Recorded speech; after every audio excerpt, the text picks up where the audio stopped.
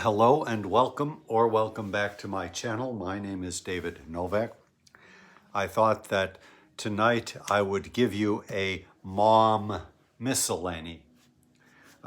Speaking of W. Somerset Maugham, the short story writer and novelist, I love Maugham for his short stories,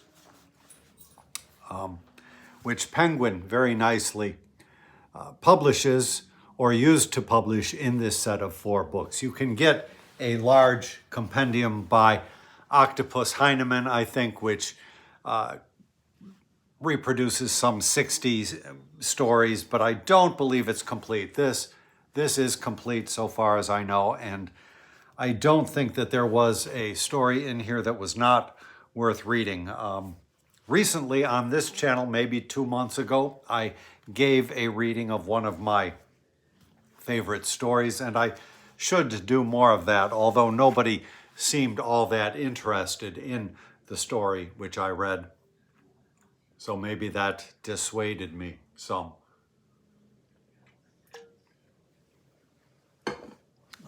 I am drawn to Maugham this evening because I just watched a video by Steve Donahue.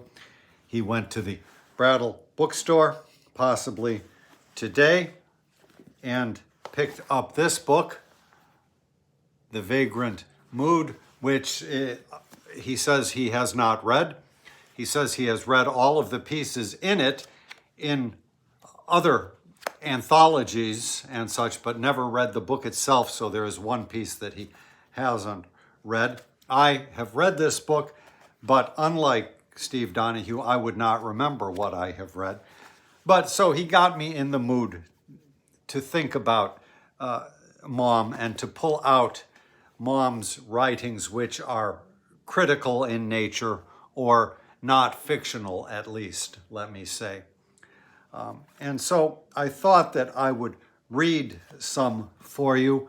A couple of weeks ago, Steve hauled another book of Maugham, and I thought Maugham was persona non grata on BookTube, and I think it might have been the summing up. If not, it was the writer's notebook. I'm not sure which, but I thought I would just give you a little bit of a sampling from these works. These are not particularly what I would recommend if you are new to Maugham. I would tell you to pick out the short stories.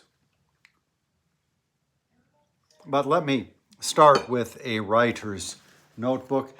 And you find in here writerly sorts of things like character sketches, just ideas for what might one day become a novel or a short story, that kind of thing. Stuff which is, I think, of limited interest to a general reader, but thought I would, read some.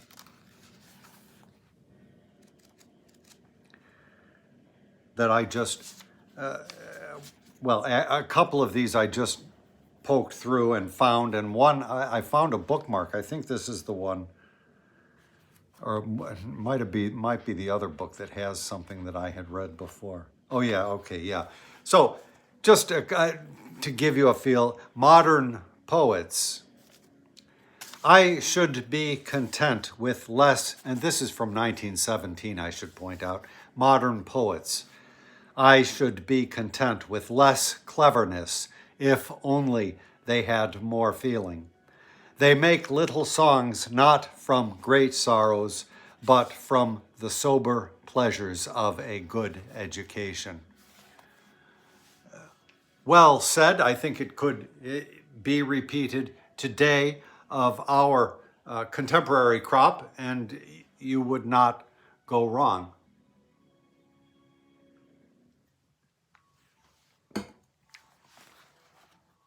Not to cast shade on my contemporaries. And this I thought was very nice. This is also from 1917, I guess, The Ballet.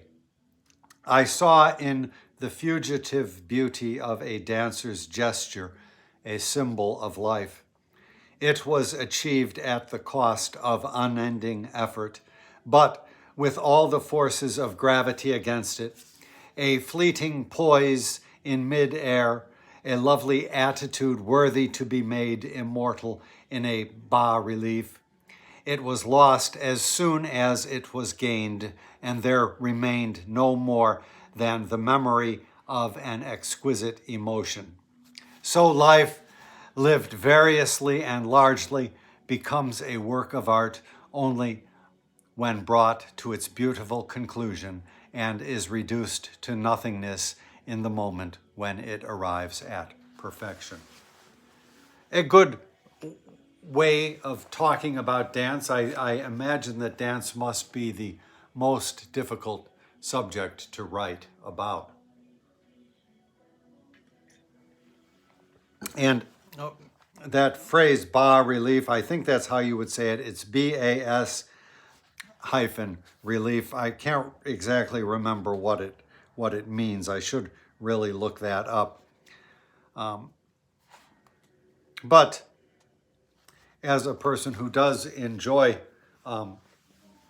seeing dance occasionally, here in Chicago we have ample opportunity to see dance companies that pass through or even that make their home base here.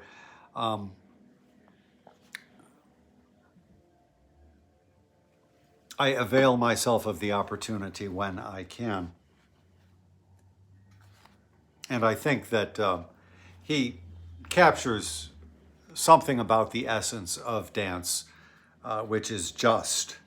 So I read the one about the poets, and I read the one about the dance. Now this is the one that my bookmark was in, and I used this in a play, I think. I can't remember what I used it in, but I pretty much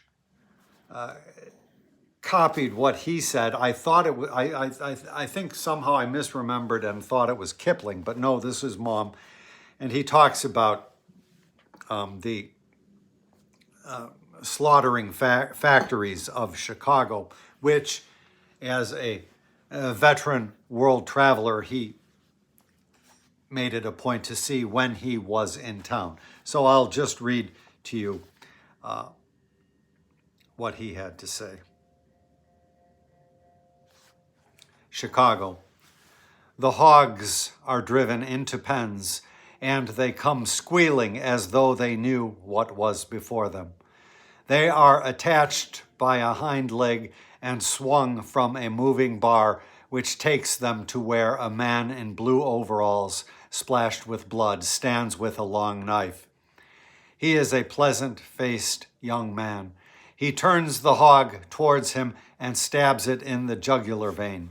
There is a gush of blood, and the hog passes on. Another takes its place. Hog follows hog with mechanical regularity, which reminds you of the moving steps of an escalator. I was struck by the calm indifference with which the pleasant-faced young man killed them. It was like a grim caricature of the dance of death. They come struggling and screaming, the poet, the statesman, the merchant prince. And no matter what ideals, what passions or high endeavors have been theirs, they are hurried on by a remorseless fate, and none escapes. The activity is intense as the hog is passed by a machine from one man to another. One scrapes off such hair as is left after the hog has gone through one machine. Another cuts out the bowels. A third slices off the hams. There was not a moment's pause, and I wondered what would happen if a man fell out and missed his appointed task. There was one old man, gray-bearded, who lifted a huge chopper and mechanically cut off the hams. The movement of the chopper, so deliberate and regular, yet so unceasing, was strangely mysterious. They told me he had been doing that very same thing for 30 years. Well, this is interesting. I must have used this and a piece from Kipling because there's a part that I have forgotten. but it had to have come from somewhere. So that's just interesting. But there you have W. Somerset Maugham talking about what he saw in Chicago. I have another book which I haven't read that talks about the automation system. And of course, in these meat factories, the speed is the thing. And it is critical to these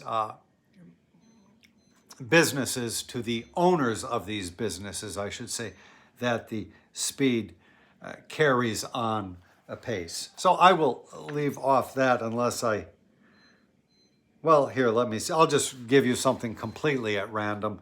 The recipe. The young are earnest. He was a young man with a pugnacious but rather attractive face and a shock of thick brown hair, brushed straight back from his forehead, to which he sought, by the lavish application of oil, to give the fashionable sleekness. His inclinations were vaguely literary, and he asked me how to make an epigram. Since he was in the flying corps, it seemed natural enough to answer, "You merely loop the loop on a commonplace and come down between the lines." His brow puckered as he turned my reply over in his mind. He was paying me the compliment of giving it his serious attention. I only wanted the tribute of a smile. So, I mean, that's the sort of trivial thing you would find here.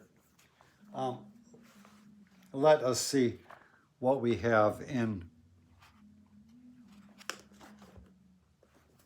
the summing up. I had a bookmark in here because he talked about theater, and Maugham was a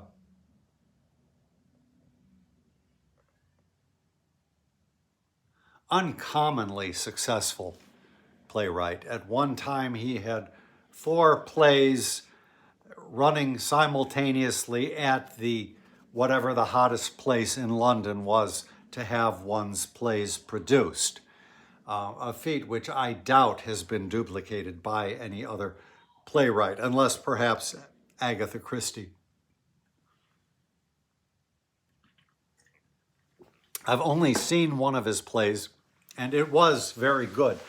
You had to take a certain restriction of scope. It was sort of like a play by Oscar Wilde, but not as trenchant. But his words on theater are nonetheless interesting. So he decided at some point to give up the theater, and he said, I decided to have done with it. I have never taken very comfortably to collaboration. And as I have pointed out, a play is more than any other artistic product, a matter of collective effort.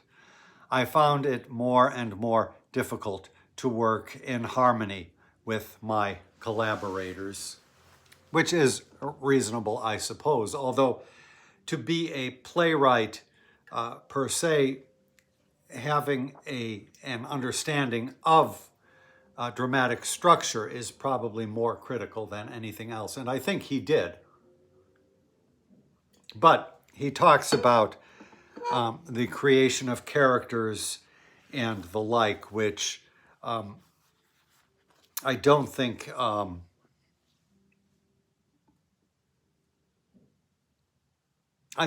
would accord with my view on theater, because I view this notion of characters in a play to be completely an illusion which the audience is invited to participate.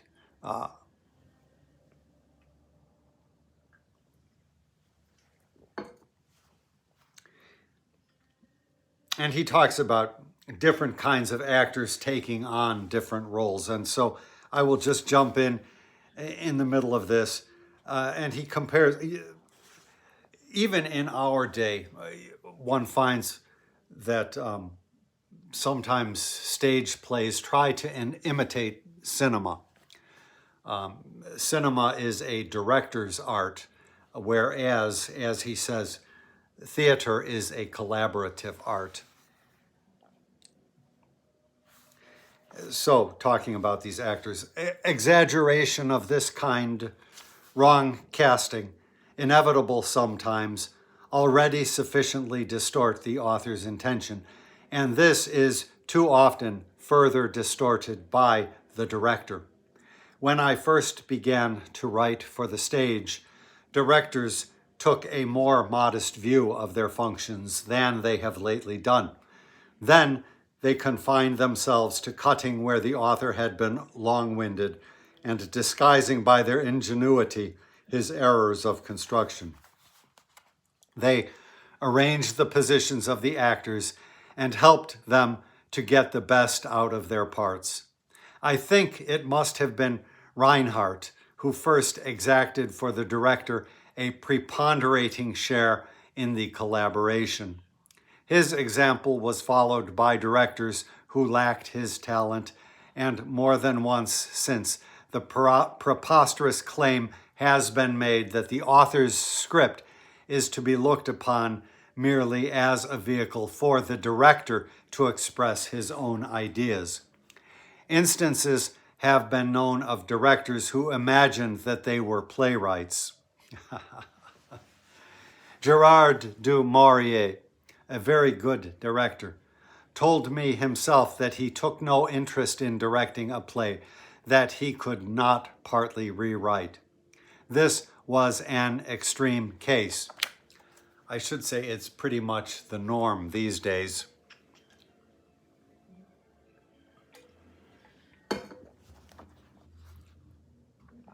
But it has certainly become very hard to find a director who is content to interpret his author's play.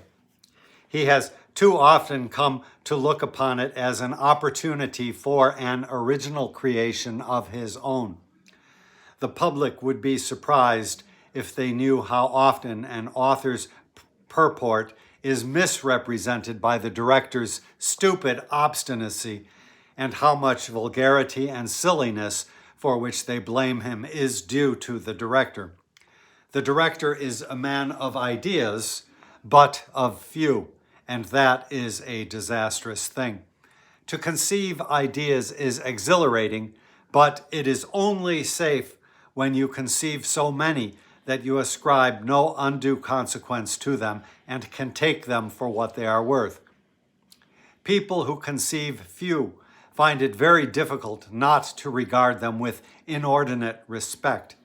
A director who thinks of a scrap of dialogue, a bit of business, or a scenic effect will attach so much importance to it that he will cheerfully hang up the action of the play or distort its meaning in order to introduce it. Too often, the director is vain, self-opinionated, and unimaginative. He is sometimes so autocratic that he will force the cast to reproduce his own intonations and his own mannerisms. The actors, dependent on his good word to get parts and on their docility to gain his favor, can but slavishly do as they are told, thus taking all spontaneity from their performance. The best director is the one who does least. I have been lucky enough now and then to be given directors who were honestly anxious to do their best by the play and who have tried to fulfill my wishes. But it is very difficult to enter into somebody else's mind, and the most sympathetic director can hardly do more than give an adumbration of the author's intention. I think he often gives the audience something that they like more than they would have liked what the author meant. But that is not to the author's purpose. I would have quibbles with some of that, but overall, I think he pegs the director in theater quite nicely, even into our day. One of the best and earliest plays I saw done by Shakespeare was at a Renaissance fair, where people dress up in medieval costumes, and it was just a small ensemble of young uns, although they were older than me at the time possibly, and just on the flat square of land acted the play. And so just finally a piece from this. After reading Burke, and I'm not going to read the whole thing, I'll just read part of the first paragraph, which winds into talking about poetry as well. So after reading Burke, I am the happy possessor of the complete works of Hazlitt, and from time to time I take a volume from my shelves and read an essay here, an essay there, as my inclination prompts. I am seldom disappointed. Like every writer, he is not always at his best, which is very good indeed, but even at his worst, he is readable. He is amusing, bitter, keen-witted, violent, sympathetic, unjust, generous. He scarcely ever wrote a page in which he does not give you himself, with his faults and his virtues, and that in the end is all an author has to give. The assiduous reader of Hazlitt cannot fail to notice how often the name of Edmund Burke appears in his pages. It never ceases to give me a little thrill when I find him referred to as the late Mr. Burke. The 150 years that have passed since his death seem then to be no great matter, and I feel that he was, if not a contemporary of my own, someone whom, if I had been fortunate, I might have known in my youth, as, for example, I might have known George Meredith or Swinburne. Hazlitt was of opinion that Burke was the first prose writer of his time, and in one of his essays states that at one period of his life, his three favorite writers were Burke, Junius, and Rousseau. I was never weary, he says, of admiring and wondering at the felicities of style, the turns of expression, the refinements of thought and sentiment. I laid the book down to find out the secret of so much strength and beauty, and took it up again in despair, to read on and admire. In passage after passage, Hazlitt praises Burke's style, and it is evident that his own owes a good deal to his study of it. He describes him as, with the exception of Jeremy Taylor, the most poetical of prose writers. It has always appeared to me, he says, that the most perfect prose style, the most powerful, the most dazzling, the most daring, that which went the nearest to the verge of poetry and yet never fell over, was Burke's. It has the solidity and the sparkling effect of the diamond. Burke's style is airy, flighty, adventurous, but it never loses sight of the subject. Nay, is always in contact with and derives its increased and varying impulse from it.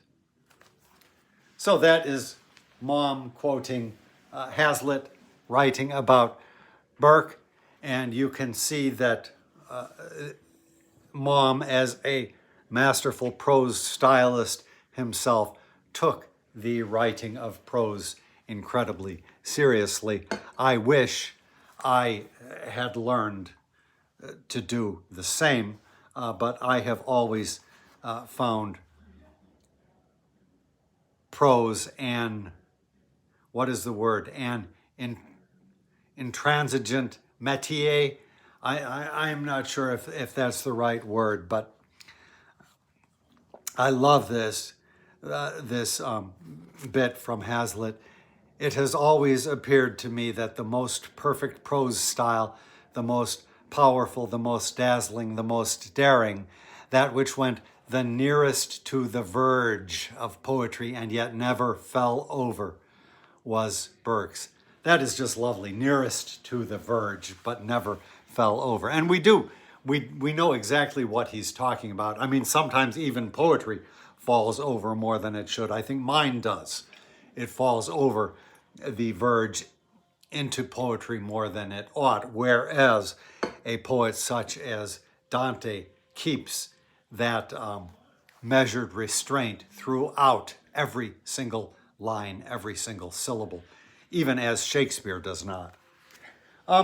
So that is just a little bit from W. Somerset Maugham.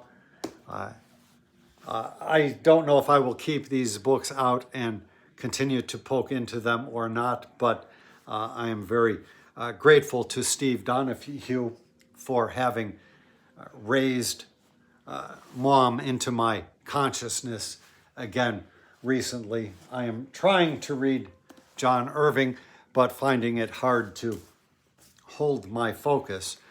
And so this dipping into Maugham has been a perfect respite for me. Thank you very much for stopping by my channel. I will put a link to Steve's video today in the description box.